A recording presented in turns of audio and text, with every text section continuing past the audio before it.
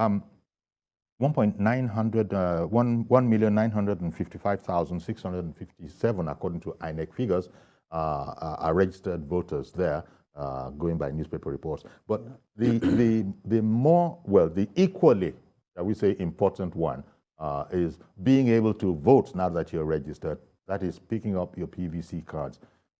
People have not been very conscientious in that regard before. How do you see it panning out this time? Yeah, I think there has been a marked improvement in the number of registered voters in Osun State, 30 local governments. If you compare what happened in 2018 to now, in 2018 there were 1.678 million registered voters, 1,678,000. But now there's about 300,000 extra now that have registered in Osun between 2018 and now.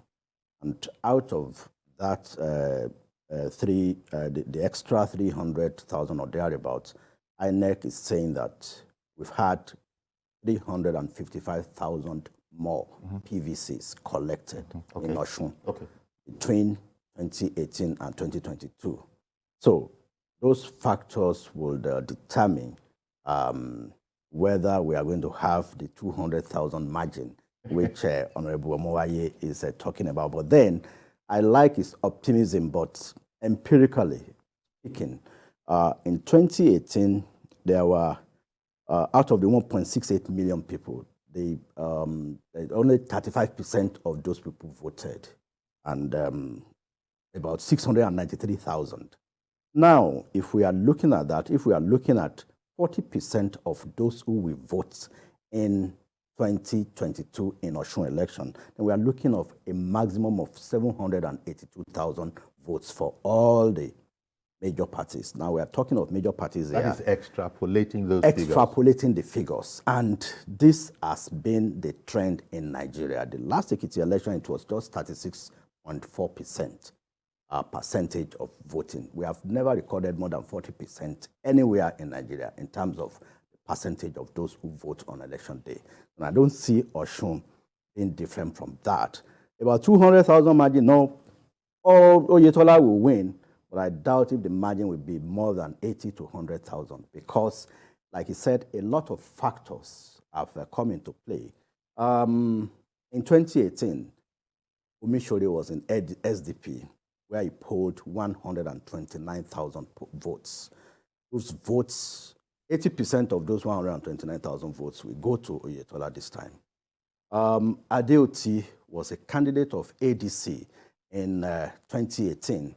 Now he's not contesting, and most of those votes were from Iwo. Iwo is a stronghold of the APC. So 49,000 votes, most of them, at least 80% will be going to the APC. So, but PDP, for example, has been a bit stagnant. Stagnant in the sense that no new movements into PDP.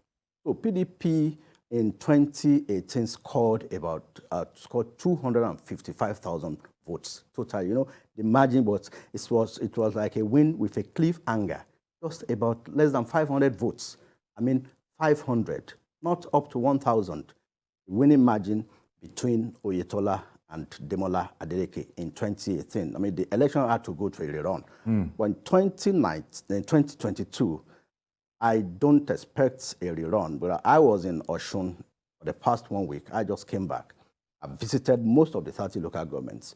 We did a lot of survey, and what people are saying is that Oyetola would most likely return with a margin of between 80 and 100,000.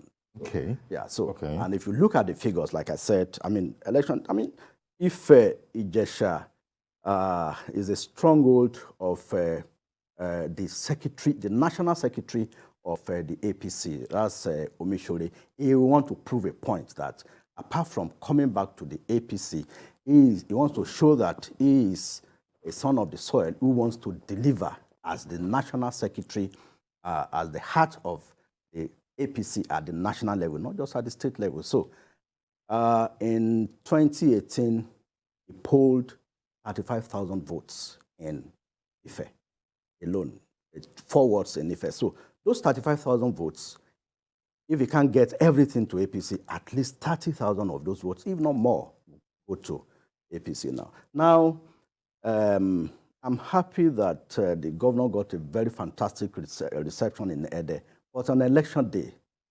PDP will clear Ede with at least 70% of the votes. Although that might not be enough to change things, because Ede will lock down for Adeleke. Okay. And also, another factor that is coming up is the fact that Davido arrived in Nigeria yesterday. He's going to come to Osun with his Daniel and Wizkid, 3 of them. And anywhere those 3 guys are, the stadium will be jam-packed, but that won't translate to votes, because people from Lagos, from even as far as Edo and Delta, will come and watch those guys perform. Even in O2 in London and Madison Square in New York, people go there to watch them. But that will not translate for votes. But PDP want to show that, yeah, we have this crowd, but then on election day, the crowd won't be there to vote for them. So all those factors will come into play.